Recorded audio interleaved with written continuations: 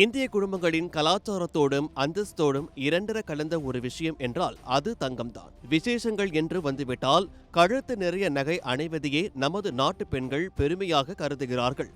ஆனால் இப்போது இந்திய வீடுகளிலும் கோவில் அறக்கட்டளைகளிலும் பயன்படுத்தப்படாமல் முடங்கி கிடக்கும் இந்த தங்கத்தை குறித்து ஒரு பிரம்மாண்டமான பொருளாதார திட்டத்தை மத்திய அரசு கையில் எடுத்துள்ளது.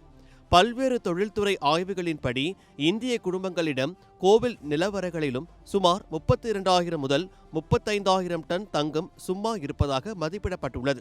இதன் இன்றைய சர்வதேச சந்தை மதிப்பு சுமார் 3.8 டிரில்லியன் அமெரிக்க டாலர்கள். அதாவது இந்திய பொருளாதாரத்தையே தலைகீழாக மாற்றக்கூடிய வலிமை இந்த தங்கத்திற்கு உண்டு. இங்குதான் ஒரு மிக முக்கியமான சிக்கல் ஒளிந்திருக்கிறது. இந்தியா தனது தங்க தேவையை பூர்த்தி செய்ய பெருமளவு வெளிநாடுகளில் இருந்தே இறக்குமதி செய்கிறது.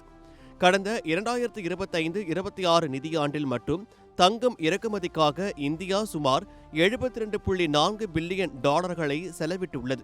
நாம் வாங்கும் ஒவ்வொரு கிராமம் தங்கத்திற்கும் அந்நிய செலாவணியை செலுத்த வேண்டியிருப்பதால் இது நாட்டின் வர்த்தக சமநிலை மற்றும் பொருளாதாரத்தின் மீது கூடுதல் அழுத்தத்தை ஏற்படுத்துகிறது. இதனை தவிர்க்கவே பிரதமர் நரேந்திர மோடி ஒரு அதிரடி வேண்டுகோளை விடுத்துள்ளார். புதிதாக தங்கம் இறக்குமதி செய்வதை குறைத்துவிட்டு நாட்டில் ஏற்கனவே உள்ள தங்கத்தை மறுசுழற்சி செய்யுமாறு அவர் மக்களை வலியுறுத்தியுள்ளார். தங்க மறுசுழற்சி என்றால் என்ன என்ற சந்தேகம் பலருக்கும் இருக்கலாம். நமது வீடுகளில் இருக்கும் பழைய நகைகள், சேதமடைந்த ஆபரணங்கள் மற்றும் பயன்படுத்தப்படாத தங்க காசுகளை சேகரித்து அவற்றை மீண்டும் உருக்கி சுத்திகரிப்பு செய்வதன் மூலம் புதிய தூய தங்கமாக மாற்றும் முறையே இது. இப்படி செய்வதால் புதிய தங்க சுரங்கங்களை தோண்ட வேண்டிய அவசியம் குறையும். அதன் மூலம் சுற்றுச்சூழல் பாதிப்பும் தடுக்கப்படும்.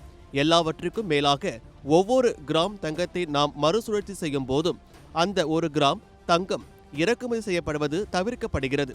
இது நாட்டின் அந்நிய செலாவணி இருப்பை பாதுகாப்பதோடு இந்திய ரூபாயின் மதிப்பையும் வலுப்படுத்தும். மத்திய அரசின் இந்த தொலைநோக்கு திட்டம் வெற்றியடைந்தால் இந்திய பொருளாதாரம் மிகப்பெரிய தன்னிறைவை அடையும் என்பதில் ஐயமில்லை. உங்கள் வீட்டு பீரோக்களிலும் வங்கி லாக்கர்களிலும் பயன்படுத்தப்படாமல் முடங்கி கிடக்கும் தங்கம் உண்மையில் நாட்டின் ஒரு பெரிய பொருளாதார வளமாகும். அதனை சரியான முறையில் பொருளாதார சுழற்சிக்குள் கொண்டு வருவது நாட்டுக்கும் நல்லது, நமது எதிர்காலத்திற்கும் பாதுகாப்பு.